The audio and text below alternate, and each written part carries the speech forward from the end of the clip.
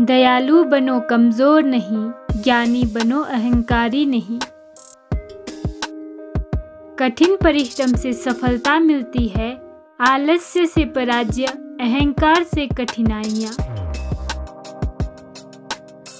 जिंदगी कितनी भी कठिन लगती रहे, आप हमेशा कुछ ना कुछ कर सकते हो और सफल हो सकते हो।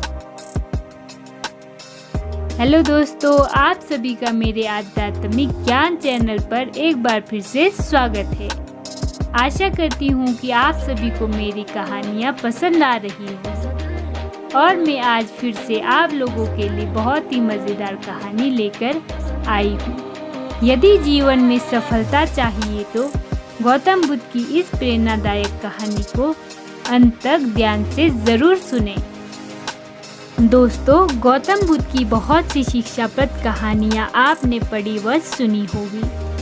आज इस सफलता की कहानी में आपको गौतम बुद्ध की एक ऐसी कहानी के बारे में बताएंगे जो आपको जीवन में सफल होने के लिए बहुत काम आएगी।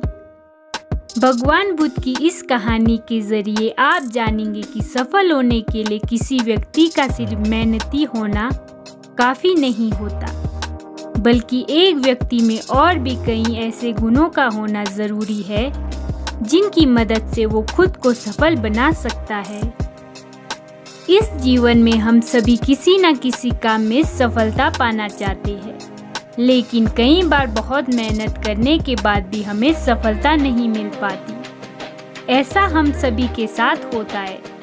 कई बार हम असफल होने की वजह से काम को अधूरा छोड़ देते हैं, तो कई बार हम असफल होने के डर से किसी काम को शुरू ही नहीं कर पाते।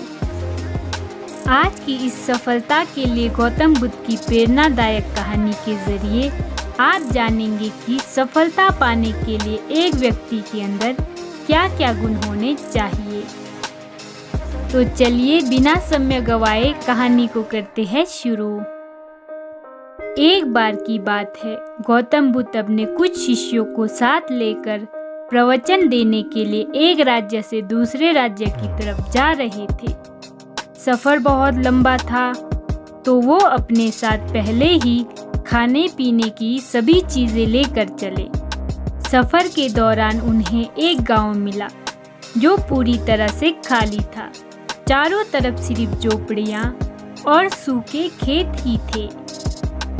उस गांव को देखकर ऐसा मालूम पड़ रहा था कि वहाँ के सभी लोग पानी की कमी के चलते अपना सब कुछ छोड़कर वहाँ से कहीं और चले गए हैं। उस गांव में एक छोटा सा कुआं भी खुदा था। बुद्ध के शिष्यों ने जब उस कुएं में झांका तो वो भी खाली था। उस कुएं में सिवाय धूल के और कुछ भी नहीं था। गौतम बुद्ध और उनके शिष्य चलते चलते काफी थक गए थे और रात भी होने वाली थी।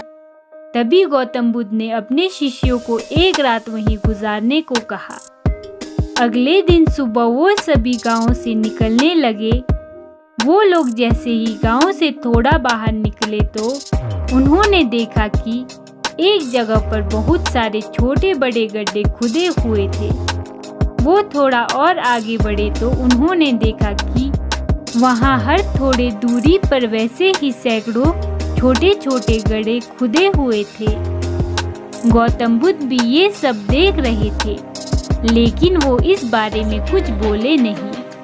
उनके शिष्यों के मन में ये सवाल आने लगा कि आखिरी यहाँ इतने सारे गड्ढे क्यों बनाए हुए हैं? ऐसा करने की क्या वजह हो सकती है? अपने मन को शांत करने के लिए एक शिष्य ने अंततः गौतम बुद्ध से वहाँ बने गड्ढों के बारे में पूछ ही लिया। गौतम बुद्ध ने अपने शिष्यों को बताया, इस गांव की परिस्थिति देखकर पता चलता है कि इस गांव में कुछ समय पहले पानी सूख गया होगा और पानी की तलाश में ही यहाँ इतने सारे गड्ढे खोदे गए हैं। जिन लोगों ने ये गड्ढे खोदे उन्होंने मेहनत तो बहुत करी, लेकिन किसी ने भी धैर्य नहीं दिखाया। अगर उन लोगों ने धैर्य के साथ सिर्फ 1 या 2 जगह पर गहराई तक खोदा होता तो उन लोगों को पानी मिल जाता, लेकिन वो लोग थोड़ा थोड़ा खोदते रहे और जब पानी नहीं निकला तो दूसरी जगह खोदने लग गए। इस तरह उन्हें कहीं पर भी पानी नहीं मिला और उन्हें इस जगह को छोड़कर जाना पड़ा। इस बात को आगे बढ़ाते हुए गौतम बुद्ध ने अपने शिष्यों को समझाया कि किसी भी काम में सफल होने के लिए हमें सिर्फ मेहनत ही नहीं करनी होती, बल्कि कई बार धैर्य रखकर उस काम को करते रहना होता है। जब मेहनत से सफलता नहीं मिलती तो धैर्य काम आता है। जिस व्यक्ति के अंदर धैर्य होता है वो सफलता भी पाता है। असफल होने पर बार बार अपने कार्यों को बदलते रहना हमें सफलता से और दूर कर देता है।